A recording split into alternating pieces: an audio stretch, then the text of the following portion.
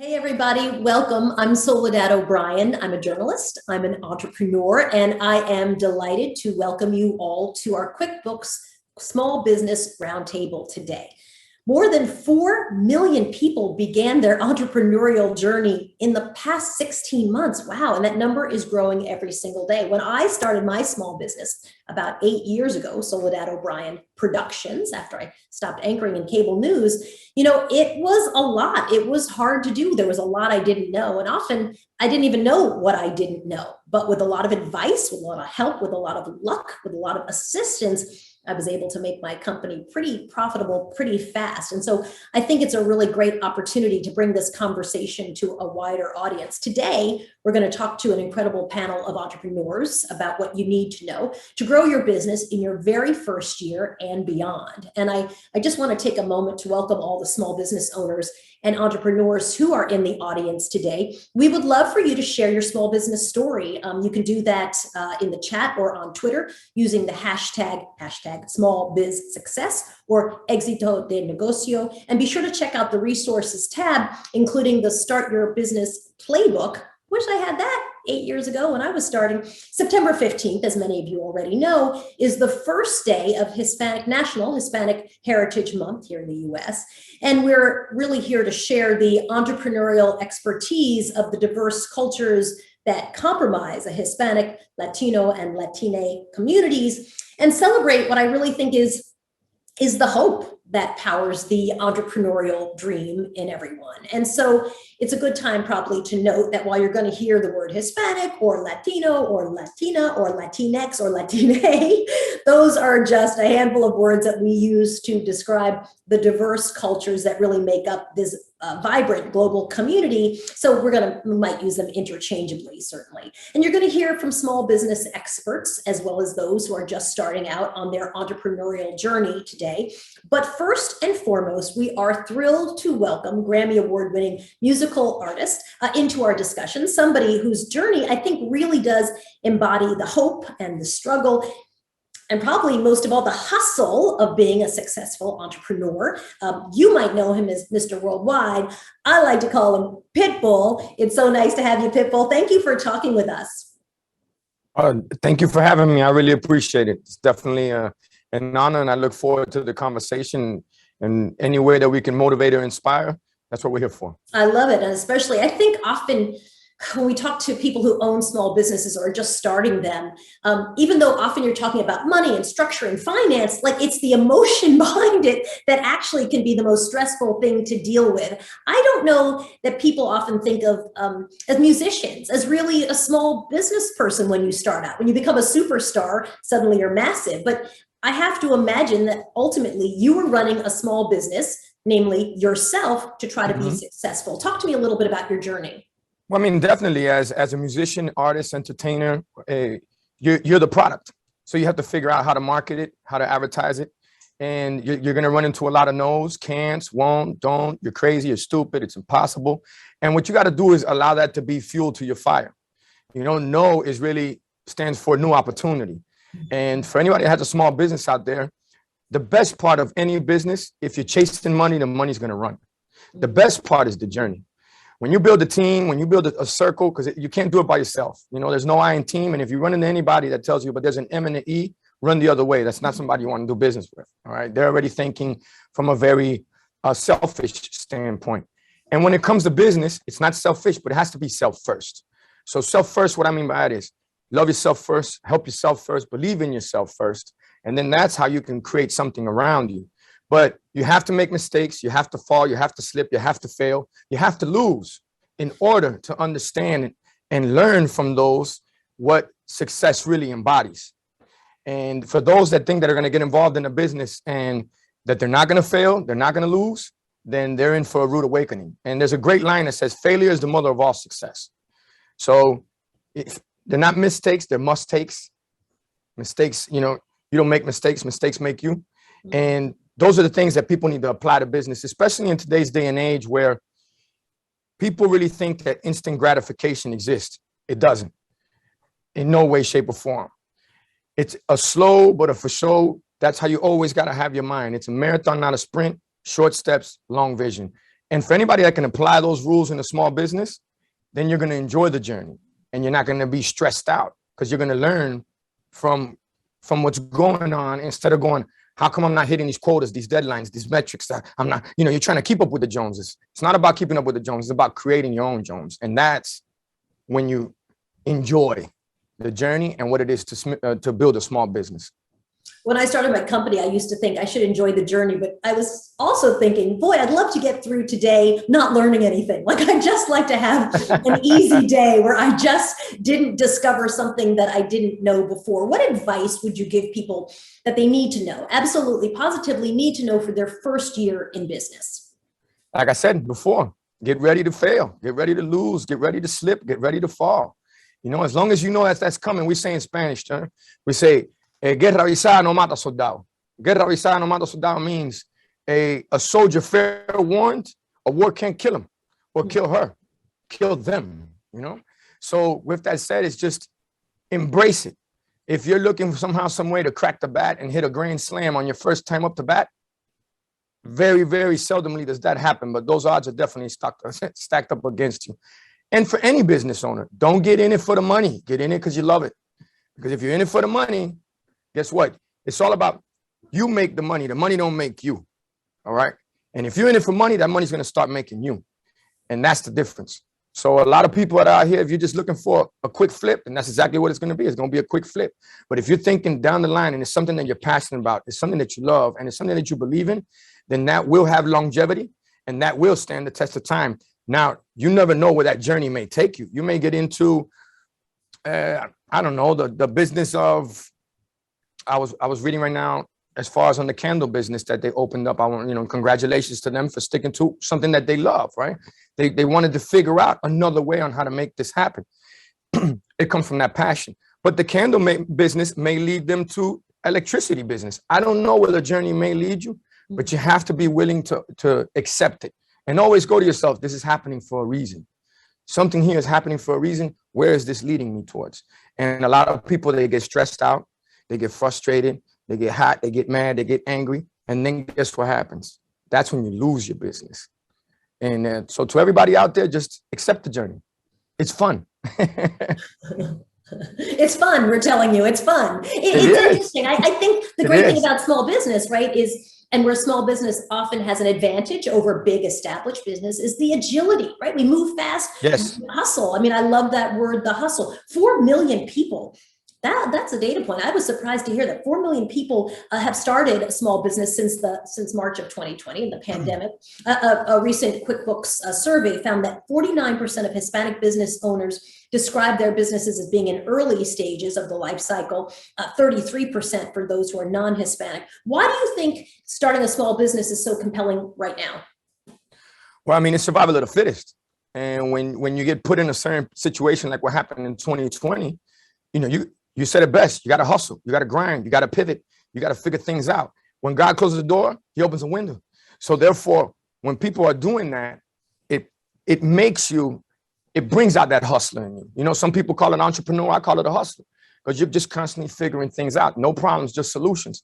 So that's why I feel that you had that surge from March 2020 to what you got going on right now. Which when everything went down in the pandemic, we were helping small businesses as well, because when it comes to the Latin community, Latin culture in the United States of America, we're the heartbeat of small businesses. We run that economy, literally. So therefore, you take those small businesses out, that's where you're going to feel not only an impact or a splash into the economy, you're going to feel that ripple effect. So it's amazing to hear that people get up and go and figure it out. There's a great saying that says, when the going gets tough, the tough get tougher. And that's one thing we have in our blood. We figure it out. We're survivors, no matter what. You say, no, don't bring problems, just solutions. And again, I think that's another thing in small businesses. You just don't necessarily at the beginning have enough employees to have people talk about the problems. Like, everybody has to come with a solution. You got to bring it. It's just not possible. I want to introduce our other guest to you, Pitbull. Mariette Martinez is an educator and accounting professional guide at masteryourbooks.com. Hi, Mariette. Nice to see you. Hi, everyone. Thank you so much. Hi, Pitbull. Hi, Soledad. Great to see you. You were an accountant for many years, and then you sort of switched to becoming a small business advisor. Why did you make that shift, Mariette? Great. Yeah, I think it has so much to do with what Pitbull was saying. And by the way, oh my gosh, I like wrote down already 3 pages of notes. Pitbull. Even looking down, I am like, oh my gosh, so much value. And so I think that's really what happened is that I've been serving small business owners for almost 20 years. And I felt like I was providing value one-to-one, but I felt like there was so much more of a massive impact I could make. And that was going to be through education. And so to do that, I needed a platform. So just like, for instance, you are providing us a platform, myself and Jamal and Natalie, to reach more people. And that really was my first pivot was I need to get a platform to make more massive impact, create more financial literacy for small businesses. As Pitbull said, they are the heart, they're the beating heart of our economy. And then after that, I figured out, well, how do I do that? I do it through spreading awareness, and that's through courses. And it's basically through a panel like this, being able to connect with all of you and just being here and being present and letting small business owners know they have a partner on this journey. Yeah, that's amazing. Congratulations, by the way. Yeah, amazing. And asking questions, right? And getting advice and taking notes when you all speak is really, really helpful when you're running a small business. Let's bring in Jamal and Natalie Grace. They're the co-founders of Grace+Love Candle Company. You guys started your business just a year ago. And I can imagine you had friends who were like, what are you doing? We're in the middle of a pandemic. Talk to me a little bit about a year ago, what was going through your minds and what brought you to start your business? Honestly, first of all, hi Soledad, hi Pitbull. Pleasure to meet you all. Thank you all so much for allowing me this opportunity. Yes, my wife, Natalie. It's kind of sort of like a story of happy wife, happy life, right? As long as she's happy, I'm happy, and a passion that drives life, right? While we were out so much, people were trying to get like toilet paper and tissue paper and stuff like that. We were just like, nope, we need to get candles. Stock up on candles. Then when candles stopped being available online because we couldn't go into a store, my husband here with all these ideas he always has pitched the idea just one day, hey babe, what about us making candles, just for ourselves, since we can't order them, we can't go to the store. I said, yeah, sure. Going to get the laundry. We have twins, a boy and a girl. They're 5 years old, so they keep us very busy. My twins are 17. It doesn't get any easier. Not what I wanted to hear. Not what I wanted to hear. Right. So when he pitched the idea, I thought I was all for it because it's an activity we could do on the weekends. And then we'd have candles. House smells good. We get the kids in activity. It kind of be just a little family activity is what I thought. Well, a week later, he's like, oh yeah, so I ordered like the candle making kit. It'll be here. And so we made a couple candles. It was fun. The kids loved it. Then all of a sudden, a week later, he's like, oh, I thought about maybe getting like a little wax melter, I was like, oh, sure. Because we were using a pot before. Then 2 weeks later, I ordered a box of soy wax, organic soy wax. And I'm looking at him like every week I'm looking at Amazon, Candle Science, all these boxes. Even my kids are like, Candle Science. And so, we talked about it and he was like, what about if we made it since we love doing it so much, let's make it for people. Like let's do a little side business. That's what it started off. I said, sure. We're at dinner talking about, hey, what if we named it Grace, and since Grace is our last name, we said, well, since we make it with love, why not Grace+Love Candle Co? So the next morning I wake up getting ready, get the kids up. I look in the kitchen and there's this 8x10 G&L Candle Co. His handwriting is super small. So I'm looking at this sign like, really? And finally it was just like, it just went. It was just a journey since then. So family, the kids know it, they're like Grace+Love Candle Co. Candles all over the house. It just became not only something that we love to do, but something for our customers that when they smell the candle, they know that we didn't just make it like positive energy, all with love. So it's good. I love it. Congratulations on that, by the way. Yeah, right. Amazing. And exactly what Pitbull said, right? It's all about, you got to go into it loving the gig and all else will follow. Talk to me a little bit about the most difficult thing. I mean, the pandemic, I think for everybody has been a challenge, regardless of what you're doing and what business you're in. But when you're starting a business, there are already so many obstacles, even if you love every day in and day out. Talk to me about a tough time.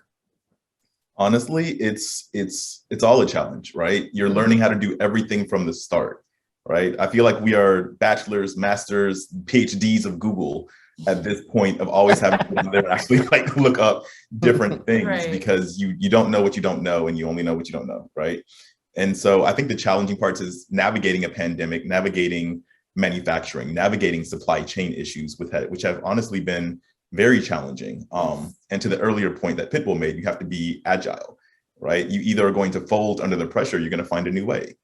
And so you find a new way to relate to your customer base. You find a new way to demonstrate that you're still here to support them and you're still living up to the mission that you defined when you initially started defining what your customer base looks like. And you keep going and you keep pushing forward because if you're passionate about it, like he said, God closes the door, he's going to open up a window and you better hop right out. Mm-hmm. Or like pasos cortos, vistas largas. Something that I heard from somebody. Yep. So then Mariette and Pitbull, I want to bring you guys into this conversation because what's been raised, I think, is pretty interesting, right? And I think it's a classic dilemma for people who run a small business. First of all, you're talking about growth. How do you manage that? And also supply chain issues. Right now, supply chain issues are huge, almost regardless of whatever business you're in. So Mariette, why don't you start me off? And then Pitbull, I'm going to come to you next on that question. Yeah, I mean, I would just go straight to supply chain. And for me, you know, just to kind of generalize this, because I know we have a lot of awesome people watching, I think what it means is really tapping into what's available now. As you mentioned, there were millions of business owners, you know, taking the leap, pivoting, leaping into this new journey, and being able to be open to collaborate with these people, partnering with them, seeing how you can either barter or exchange services. Was huge. Being open and thinking about business from a collaborative instead of a competitive perspective really would open the chains that you didn't even know were there. As Pitbull mentioned, I think everyone on this panel, now that I've done a little binging on all of you, we have these like, you know, these abundance mindsets. There's enough for everyone out there. So if we think that way, then we will find what we're looking for. So I think that's really where it starts, is having this abundance mindset and tapping into maybe areas that you didn't think. I mean, hello, I'm on here and I've learned so much about all of you, but because I showed up and I leveled up and I'm here. And so that's collaboration, I think, at its finest. So, and then of course, Pitbull, the one dilemma that I think is involved sometimes in supply chain is the great news. Congratulations, your company is doing well. And also the bad news, congratulations, you have so many orders, you are not sure how to manage supply chain. And also funding is now problematic because you're so new. Banks don't know you. I mean, I think those are very real obstacles for people who even feel like they're being successful, and yet that success leads to new obstacles. Yeah. Look, no matter what, you're always going to have a supply and demand situation as you grow. And that's why in any business, it's called growing pains. You know, these are things that you go through. Now, and that's a great line as well. You don't go through it, you grow through it. And that's for people in business, whether it's supply and demand, whether it's having access to finance. That's what really wakes up the monster / beast / hustler in you, because now you're out there creating opportunities or finding ways, because we have access to everything at this point. So it's really up to somebody to go and see where they could get finance from, where they can raise money, who are they talking to. And, you know, I said in the beginning of a record, which is called Feel This Moment, I said, ask for money and get advice. Ask for advice and get money twice. And what I mean by it is when you're out there and you're trying to get your hands to raise funds or capital for your business, ask for advice. Don't ask for the money. Tell them, hey, look, this is the plan. This is what we're looking at. This is the goal. This is our passion. This is what we've been working on. And someone will say, you know what? Sign me up. I love what you guys got going on. Because the biggest part in investing into somebody, or when you're out there talking to investors, most investors who are very successful invest in people. They don't invest in the company. They invest in people, and they see past the fact where maybe this company may be successful, maybe it's not, but I know you're going to be successful. So I want to be involved with you. So when you it's a law of attraction. When you're around people like that, whether it's with Grace+Love in the candle business, again, you don't know where this is going to take you, who you're going to run into, and how you're going to be able to scale this business. But anything that you go in through, anything you're going through, anything you run into, it's all a part of it, because I promise you, it's the never-ending story when it comes to business. It's just there's always something there. But what it's almost like when you wake up and let's say you drop a cup of coffee, Are you going to get mad that you dropped a cup of coffee, or are you just going to pick that up and keep it moving? For some reason, that cup fell. I wasn't supposed to be in traffic at this time. I wasn't supposed to be at the stop sign. Something happened here. Let me pick this up, keep it moving, pour myself another one, and it is what it is. If you could take that simple analogy and apply it to your business, then you enjoy the ride. I go back to it, because if you're not having fun, if this ain't something that you're learning every day and you're going, man, if I only would have done this, that's what keeps it exciting. You know, that's what keeps it, if it was a relationship, keeps it spicy. So Pitbull, I'm going to ask you a follow-up on that, because a lot of what you're talking about is really a mindset, right? I mean, you're really talking about how you have to be in a frame of mind to think of yourself as an entrepreneur. And as you're describing that, I would say, like, sure, 70% of the time I was there. And then there was 30% where I was terrified, worried, didn't know what I was talking about, walking into meetings feeling like I literally have no idea how to think about pitching this. How do you manage your mindset? I mean, when you were not a superstar, how did you think about those days where someone gave you just not positive news or made you feel like, yeah, you're not going to make it? Well, you started off with mindset, and yeah, it's the truth. Here's a mindset. I don't look at myself as a superstar. I look at myself as a hard worker. I don't look at myself as a celebrity. I look at myself as someone that, you know, the minute that, and you know, excuse my French real quick, but the minute that you think you are who you think you are, you're fucked. That's it. It's over with. That's the beginning of the end. You got to stay humble. You got to stay honest. So be honest with yourself. You know, when you're walking in a meeting and you may not know something, there's nothing wrong with asking a question. But the minute you start to front or act like you know what they're talking about, that's when you start to run into, I would say, dead ends, you know. And as far as that mindset, anything negative that comes your way, any way that somebody tells you this will never work, or I always use a line, impossible equals impossible, right? And with that, when you learn how to use that as fuel to the fire, gasoline to the fire, when you use that as motivation, I don't know how many times I can tell you. For one, I still get on the stage, I get nervous. That's a part of being excited, right? So it's going to happen regardless. That's being human, right? How many times they told me, let me see, Give Me Everything was the #1 record around the world. They told me it'd never work. They told me I shouldn't be rapping with DJs, and DJs shouldn't have rappers on their records. Clearly, didn't know what they were talking about. Timber, they told me it was never going to work. I can keep going down the pipeline. International Love, Hey Baby, all these records that they thought that weren't going to work. But I knew what I was passionate about, because I knew what was playing in the clubs. I knew what was playing in the streets. I knew what was playing around the world. And it's hard for someone to tell you what's going on when they're sitting in an office and they don't have their ear to the street, and they don't have the, you know, their hand on the pulse of what's going on in community, culture, society in general. So again, being honest, mindset, willing to learn, and willing to fight, willing to go, hey, it is what it is. I'm going to push through this. And when you do, don't be the one to say, I hate to be the one to say, I told you so. Nah, send them free candles, buy them tickets for the show, invite them out. You know, we call it galletas sin mano. That means I can slap you without touching you. ¿Tú me entiendes? Love it. It's so brilliant. So, Mariette, if I can bring you back in to talk a little bit about lack of credit and lack of capital, because in minority communities, as you well know, probably better than everybody else, that is a real problem. Even in businesses that look like they're going to be very successful, the banks will look at your books and say, well, you haven't existed long enough for us to be able to actually support you. Can you give some advice for people who are struggling with that? Yeah, absolutely. I think if we pull out what Pitbull just said, just because he was talking about the planning, he's out there in the streets, he's listening to what's going on.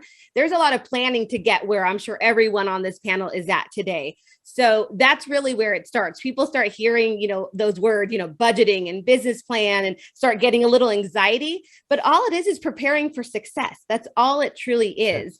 And if those words, or if those kind of ideas of having to take it to that next level worries you, then bring in those partners we've been talking about, bring in those accountants, bring in those advisors that'll walk you through it. Be willing to invest in your business and have someone write up a business plan and explain why that business plan is going to provide you the opportunity to access capital. Like, you need the full circle. You need to understand why you're going to bring someone in to help you see clarity, have clarity, so that way you can invest in your business. So you need to see all of that, go through it full circle, and then you'll bring in the passion that Pitbull and all of us have been talking about to actually get it done. So that's really where it starts. Jamal and Natalie, I'm curious, was this a challenge for you? Were you self-funding at the beginning? Did you feel like you could sell your idea to bankers to get capital? How did you think about it? Oh yeah, no, it was absolutely difficult, right? Like it was a lot of personal investment that was required on our end, but that's the passion that comes into it, right? Like you have to believe in yourself. To your point, right? It's about planning and strategy. And to Pitbull's point, you have to be able to ask questions, right? Plan and strategize and mind shift your change to say, I am a CEO. You have to embrace that as a title and as a role for you to fully believe in your vision and plan out what that's going to look like. You may not always get the yeses. We got lots of no's in terms of funding, but we have an amazing circle of friends who have supported us and invested in our business. We have opportunities like QuickBooks where we're able to get capital from them as well to be able to leverage and feed into our business, right? So just because you get a no and you get a no and you get another no, don't stop, right? If you believe in your vision, someone else will and somebody else will, and you create a ripple effect that's going to really allow you to skyrocket and grow your brand. You make me laugh because, forgive me, I didn't mean to trip on you there, but you make me laugh because I literally would go into meetings saying, I am the CEO. I am It sounds silly, but I was a television anchor and reporter. Like it's a completely different gig and you just haven't done it. And it really took me probably a year before I was like, hi, I'm the CEO. I run this team. I mean, it is a journey. It absolutely is. I want to take some questions from our audience, from QuickBooks customers. There's also answers, I think, as well on the post on the QuickBooks Resource Center, which is going to be in the chat as well. So you can get all your answers in a lot of different ways. So the first one, it's a pre-recorded question. The first one is a question about planning for all kinds of outcomes. Can we roll that, please? Hi, my name is Jamila Pipersberg, and I'm the founder and CEO of Realm Concept Market in New York City. My question for you today is that people usually encourage entrepreneurs to keep going and to stay the course. But when should we start thinking of an exit strategy? Pitbull, why don't you start your answer to her on that? I mean, as far as a small business thinking about an exit strategy, I think that's a little premature. You know, I think it's something that you need at least 3 to 5 years on what you got going on, unless you got lightning in a bottle, and that happens. Okay, that happens. But when you're getting into something that you're so passionate about, that's your little baby. It's kind of hard to be talking about an exit. You know, you're like, wait a second. Now you may bring in some partners that help you grow the business, scale the business. That's totally different. And that's something that I'm, you know, a couple of things on planning and then partners. On planning, you always have a plan. You always have a plan. Never plans out. Ironically, it plans out better than the original plan. Again, it's you just accepting the journey. All right. Number 2, partners. I tell everybody when I have meetings with them, I wouldn't want a $1 billion business to have a $1 trillion headache. All right. Make sure that whoever you partner with understands the vision, has the same goals, and is there for the journey. Because the minute you get involved with people that put up the capital, who are looking for a return on their investment at a certain time, and they're just hounding you, and then the business isn't fun no more. Then now you feel like you're working. Because really, what do you get into a small business for? You get into it for the one thing that's priceless and why we love the United States of America. Freedom. Freedom to be able to do what you love to do when you want to do it for people that you love to do it for. And if you're partnering with the right people, then it's a great journey. Now, mind you, I'm giving you this advice because clearly I have not got it right all the time. I'm talking to you from experience.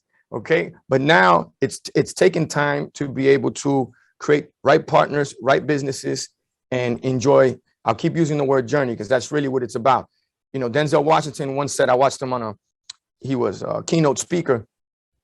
And he said, there's one thing I've never seen in life is a hearse with a U-Haul truck behind it. Meaning no matter what we do in life, what we make in life, what we acquire in life, we can't take it with us. But that journey, we can. Priceless. All right. So that's what I would tell somebody with small business looking at an exit. Don't think about exit yet. Think about growing. Think about taking it to the next level. And you'll get there. You'll get there. Paso corto, vista larga. Short steps, long vision. So then, Mariette, maybe you can weigh in on strategizing or planning for a potential exit one day. Because I agree with Pitbull, it might be too premature and almost might feel like you don't believe in your business if you're planning an end to it. But at the same time, you got to have a direction you're heading and where you want your business to, to go and what you want it to be in 5 years or 10 years or 30 years. There you go. Yeah. And you know what? I understand that question, because when I teach entrepreneurs, I do teach them from the perspective of the words we've been using: mission, vision, value, our purpose. And so many times when you're teaching them that full circle of the entrepreneurial journey, there is eventually a succession plan, an exit plan, something you want to do at the end. And you, Pitbull, and all of us, I think, agree that's freedom, whatever freedom and happiness and fulfillment feels like. And so I get the question. I totally understand. So I would go back to the example of, it is your baby, but we do have hopes and dreams for our babies. I mean, I know I do. I have 3 kids. And so I can envision what I want them to have and be able to live their lives like in 20, 30 years. So I see it more like the future, or envisioning the succession. And that's important, because we talk a lot about that when we're teaching entrepreneurs, is what is your exit plan, or having the end in mind. Of course, Stephen Covey, right? So you want to have that end in mind. But again, pulling it back to what Pitbull said, and even Jamal and Natalie, but you need to be ready to hustle. So if you're already thinking about the end game, and that's only what you're focusing on, you're not going to give the passion and the fuel and the fire to what it takes to actually do it now. But having that as, as a vision, even creating a vision board, if you can see, I love visuals. That's super important, because you want to see that every single day. So then maybe Jamal and Natalie, you can weigh in. I'm curious, where are you in this vision? You're a brand new business. I mean, is it crazy to think about where it's going? Have you had those conversations? And it sounds like you were surprising Natalie at every weekend. It was a new surprise for Natalie. So maybe you should just fill her in on what you're thinking about. I mean, I think we're very big planners, right? I think with anything that you do, a strategic plan is very, very, very necessary. You don't want to just be out here just going fast and loose and doing all these types of things. Like, you at least want to have some type of direction. Right. Also, while accepting the fact that while you envision a straight line journey, it's absolutely going to be a zigzag with a couple of circles and things of that nature. Right? It just is. But I think even more importantly, our vision, right, is building something to leave for our children. Yes. That is what our succession planning looks like. Generational wealth. Yes, exactly. And I think it's important to emphasize that success or exit plans look very different for very different people. Right. Some people want to sell their businesses, and that's fine. Some people want to create family businesses that are led for generations, and that's fine too. Creating a legacy. Exactly. I think it's important to just know what that end point looks like to some degree. Yeah, I'm with you. I'm a planner. I like to know, even if the plan is nothing like what we thought it was going to be. It never is. Out that way. Never is. I like running all the different scenarios. I'm not a fan of big surprises. Okay, our next question. It's a great question, actually, about global markets. Let's play that question. Hello, my name is Julio Lopez Velázquez. I'm originally from Guatemala. I'm the CEO and founder of Formosa Hot Sauce and Tomorrowland Productions. My question is, when you found your niche and your clientele in customers in the United States, and it's time to start scaling your business to the next level, going international, I know that it's a broad question, but what are the first steps that you recommend for a small business to take before we start moving to those markets? I love that question. And Pitbull, I know you don't like to refer to yourself as a superstar, but yes, you are. And you're an international superstar. So I'm going to throw this question to you first, because I have to imagine there is an analogy of being successful here locally in my community, in my state, in my, and then suddenly being nationally relevant, and then suddenly being internationally relevant. Yes. So talk to me a little bit about what he should be thinking about as he wants to grow his business globally. Well, again, now we're living in times where you have access and you can literally study different markets around the world.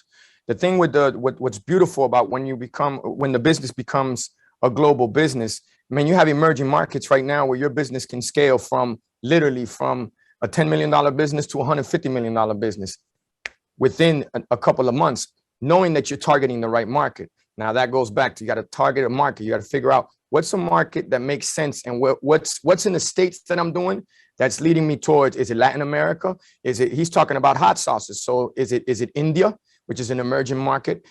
So you got to figure out, first of all, who likes hot sauces? What kind of hot sauce is it that he's got going on? There's obviously different ones, but whatever he's got going on in the States is his blueprint. It's his black platform platform that's going to lead him where he needs to go.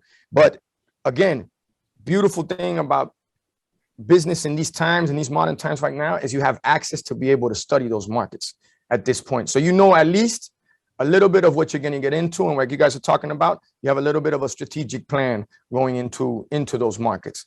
But it is amazing once your business goes global. You really figure out it's a big world out there, as small as we think it is. Yeah, absolutely. So then, Mariette, what advice would you give to him about structuring and things to strategically think about going domestic to global? Yeah, well, first of all, I want to commend him for targeting his audience and mentioning that he found them, the niche. I think that's so awesome. That's a struggle for many small businesses. So awesome for that. I would go back to the partnerships. So I'm assuming he's been in the US, a national business, for a while. So he should really tap into the partners he's working with now, his attorneys, his accountants, his business advisors, because they probably already have international ties. And so they can already start speaking to their, co-partners in the different countries. Because I know that I have partners that do support Mexican businesses and other South American businesses. And so I have to speak to those accountants when the clients come in, because that's not my market. And so I know that I'm going to call up my global accounting colleagues to go ahead and collaborate with. So really tap into who you have now, because they're either having those connections, or what you're going to do is you're going to put some fire under their butt to go make connections across the border so they can help you grow. And Jamal and Natalie, I'm curious, are you guys a global company? Do you have aspirations to become a global company? How are you thinking about it?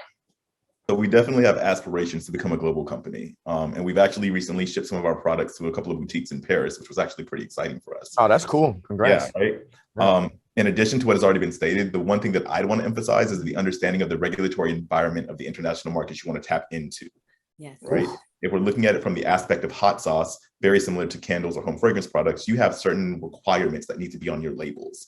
Right. Yep. So as opposed to waiting until we're allowed to tap into an international market, why not do that research now to prepare ourselves for whenever that moment may come? Right. The next question, it's great. And what I love about this question is I think a lot of businesses that are established, this is something that they worry about. So let's play that now. Hi, my name is Guadalupe Sherman, and I am the owner of As the Page Turns. I'm based in Las Vegas. I've been in business now for 7 years, and I do things a certain way. How can I start to think like a new business so that I don't miss out on opportunities? I love this question because I really do think that small businesses win when it comes to agility, when it comes to hustle, when it comes to coming always with solutions and not problems. You will not survive if you spend your entire morning talking about problems and no one's bringing solutions. You just will not survive as a business. Right. So Pitbull, why don't you start off for me? What can someone who's established do to not lose those things that help them become successful, the hustle, when they started? Well, that's the part in any business, in anything in life. That's where you got to take risks. You took a risk investing into yourself in the business. And in order to grow it, growing pains again, you need to take risks. A teacher of mine who changed my life, her name is Hope Martinez. She's the reason that I build schools today because of her. But she'd always tell me the biggest risk you take is not taking one. So therefore, someone is 7 years with her business, with Guadalupe, 7 years into her business, that's where you want to start thinking exit, right? You usually have a goal for exit plan. It starts around 5 years.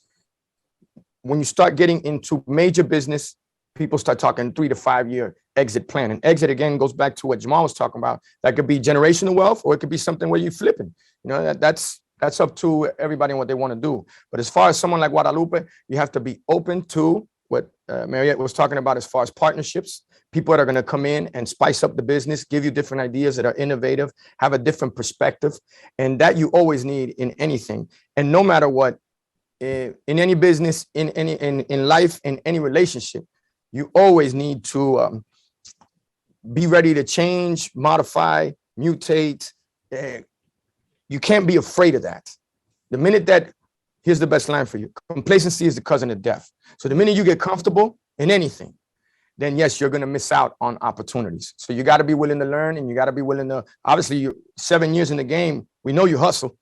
Now it's all about bringing somebody on that could, again, open your eyes, open your vision to something new. Yeah, it sounds like you're saying mindset as well. So Mariette, I'm curious, right? Because sometimes that agility is really a mindset. It's very easy to fall into the, we always make these kinds of candles. Exactly. We always do the same thing. How do you advise people, Mariette, about not falling into the trap of being stuck in your ways when really it's agility and the ability to innovate that made you successful in the first place? Yeah, I would actually give the example of the clients that I serve that are multi-generational. So you'll have, a Mexican business where the parents started the business 20, 30 years ago, and now the kids are coming in, and they're coming exactly as Pitbull said, they're innovative, they've got new ideas, they're excited, but their parents are just struggling with that change.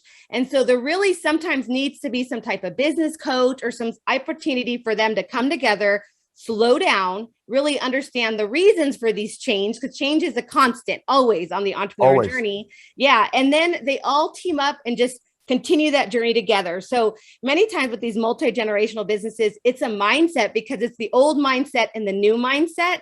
But when they come together, it's so magical. So definitely that's how I've seen it.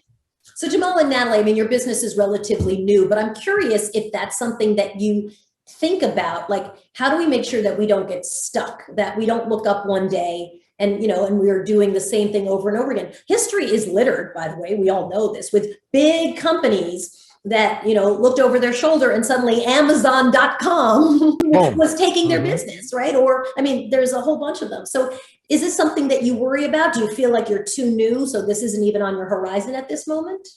Oh, it's absolutely something that we're always worrying about, right? From the perspective of the only constant is change. Things are always constantly changing, be it technology, be it your books, be it your processing systems, be it social media, which is honestly incredibly challenging to keep up with between TikTok and Instagram and filters and all of these things, right? But to the points of having a mind shift change, it's the biggest thing that you can ever do for yourself, right? You can never take anything personal, and you always have to be open to the ideas of others. Because I'm the type of person where if I ask you a question, because I love asking questions for clarity and transparency. He does. If your response to me is because we've always done it that way, I'm looking for someone else. Right. Yeah. Completely agree. Be open for constructive criticism. Yes. Absolutely. Yeah, completely agree. It's interesting. Many years ago, I was talking to a producer I was working with, and she was going to go ask for a raise. And I was kind of trying to help her prep. And her thing was, I've been here for 20 years. I'm like, oh gosh, please don't say that. Like, this idea that somehow, your value is not just time served. Your value is in how you're going to innovate, how you're going to grow, how you're going to move the company the direction they need to go, and thinking about how you serve your company's growth versus, well, I've done this time, I deserve something. I thought was a real mindset shift for her. So I wanted to close out by asking each of our guests the same question, which is going to be, we've talked so much about mindset, and I know everybody's very enthusiastic, but I know we have all been in that spot where it's been like, oh God, what am I doing? I left my job. I had direct deposit. I really liked it. And now what am I doing? What advice do you give to people who are struggling or might lose hope? I mean, what do you tell them that they can kind of glom onto to get them through the rough patches? And maybe Natalie, you and Jamal can start me off, and then Pitbull will end with you, and Mariette, you'll be in the middle. So, God first, right? Whatever he puts on your plate, you can handle it. Anything outside of that, I mean, he's not going to give you more than you can handle. So definitely follow your dream. If it's your passion, go for it. Don't ever let anyone tell you you cannot do it, because you can. But yeah. Yeah. I think I would probably say you're going to be scared. It's going to be hard. It is terrifying. And that's okay, right? You're not alone in that journey. And remember why you started. Remember the person you're inspiring that you don't even know you're inspiring. And remember the people that you're helping that will never even speak up to say that you helped them. Exactly. Because your actions alone did everything that they did. Remember your why. I often tell people to write down the detail, like every gory detail of how miserable it is, because that's going to be chapter 5 of your book, right? Like everybody, right? Every book has that here in the middle, it was terrible. And you don't want to forget those details because that's what's going to make it a bestseller. So get mired in it, get deep in it, write it down so that later when you hand off your entire treatment to an editor, you know, you have a bestseller. So Mariette, what advice do you give strategically for people trying to get through a challenging time? Yeah, strategically, I wanted to go more into the emotional side. But start with that. Start with emotion. And, you know, my strategy lady. Well, what was coming up for me, because, you know, feeling really connected with everyone on this panel, I think that what's important to understand, and I think we've kind of alluded to it, that we have all had messes along the way. And so being able to be open to hearing people's stories and realize that we're all just humans trying to get our own, trying to do the hustle. And so what I do is I go back a lot to my grandmother's story, who was an entrepreneur, and my mother's story. And I realized, honestly, they hustled even harder than I do now. And so when I feel that the needing of the strength, I actually almost summon my mother, my grandmother, everyone that did this with so many more challenges. And then I come back and said, okay, if they did it, then I can do it. And so that's really what gets me through it. That's amazing advice. My great aunt in Australia, my dad was Australian, my mom was Cuban. She had 10 kids and had just become widowed when she decided to launch her business. What? Exactly. What? So what a great advice. That's amazing. Pitbull, I'm going to give you the final word on this. And I'm curious, I mean, we all know you as like, started here, wildly successful. Now you're up here, wildly successful. Were there times where you felt like, well, maybe this is not for me. Maybe this is a mistake. What did you do then? Well, I want to go back to that point that Mariette was talking about. If you don't know where you're from, you don't know where you're going. And if you don't stand for something, you'll fall for anything. So my family, I'm first generation Cuban American. I know what they went through in order for me to enjoy just freedom in the United States of America and what, you know, them fleeing communism and all that. So when you know your story and you know what you represent, you can take on anything, to be honest with you. And as far as for everybody out there, yes, you're going to be scared. Same thing that Jamal was talking about. Yes, it's fearful. It makes you feel in certain places, but those are the times that you appreciate the most when you do succeed. And there is success and you become successful. For what I've always done when I find myself in certain situations, I looked at people that I thought that I admire, that I looked up to. Example, like a Michael Jordan. You look at Michael Jordan's story, he got cut from his 9th grade basketball team. If he wouldn't have got cut from that team, he wouldn't have been Michael Jordan. That's what lit his fire. Okay, you look at Oprah Winfrey. She's amazing in what she's done. Such a powerful woman in the world. They used to tell her she wasn't made for television. You know, Disney. When you look at Walt Disney, and it's amazing what they've created. When you talk about generational wealth, this is someone that they told that they fired as you know, someone that was drawing cartoons because he didn't have an imagination. Imagine that, right? So for people out there, when you find yourself in tough times, think about the people that you look up to, the people that you admire, and look up their stories, and you'll see that they also had tough times, obstacles, ups, downs, valleys, peaks, you name it. That's what it's about. But I'll keep saying it's that journey, because when you tell that story to somebody and they're asking for advice, they know what you came from. The same one that Mariette went to Abuela and said, oh, you know, I can't believe what you guys pulled off, or you're talking about Tia and what they pulled off. That is what gives you the strength to continue to fight, continue to hustle, understand that this comes with sacrifice. Bottom line, that there's no way around that right there. But again, guerra avisada no manda soldado. If you know that, then you're already, what was it that G.I. Joe used to say? You're already winning half the battle. You know, but for everybody out there, guys, bottom line, we're human. You're going to go through these things, no matter what you do in life. And a small business, yes, as long as if you're investing in yourself, always think of that. You're not spending money at this point. You're investing in yourself. You're investing in your future. You're investing in your family. And therefore, it sounds like we all have the same mindset at this point. But as far as it's generation, when you know that it's not just about you, living is given. When you know that it's not just about you, and this is for a bigger cause, everything comes together one way or another. And again, yes, God first, always. Gracias a Dios. Siempre. ¿Me entiendes? Siempre. Great advice. So a big thank you. Of course, Pitbull, I've literally my pleasure. Writing notes on everything you're saying, except the part where you said you're not a superstar. I didn't put that. That's just not true. So I'm not writing. Bueno, gracias, Soledad. Gracias. Mariette, before I let you go, and a big thank you to you for all of your advice. strategy and emotional information as well. Where can people find you? Where can people hit you up and get some of the information and the brilliant nuggets of advice that you have? Yeah, you can find me on social. I'm on Instagram, Twitter under Master Your Books, or just find me at masteryourbooks.com. Great, great, great. And Jamal and Natalie, where can everybody order your candles and where can they find you? And I'm curious if you ever give advice to, to newbies who are starting out, because it seems like you guys be so well positioned to be chatting with folks. I mean, in all your free time when you're not doing candles in your kitchen, also advising new entrepreneurs. Tell me a little bit about where folks can find both your candles and you guys. So our social handles are at Grace+Love Candles. And if you want more information and you want to order some candles, you can always go to www.graceandlovecandleco.com. Awesome. And to your second part of the question, Soledad, we're always engaging with the new entrepreneurs and things of that nature, because it's actually become quite a passion, right? One of our things is iron sharpens iron. It's our job to give back, and it's our job to teach other people and to be able to share the knowledge that we've gained. Like that. Our corporate America experiences. Thank you, Pitbull. And through entrepreneurship as well. That's why we're here on this earth, right? It's a journey, and it's our job to help people on their journey as well. And they become our family. So that's right. The only way we're going to get through, right, is by getting advice, leaning on other people, making mistakes, and then trying to help other people not make the same mistakes that we made. No reason to make them multiple times. I really feel like once is plenty on that.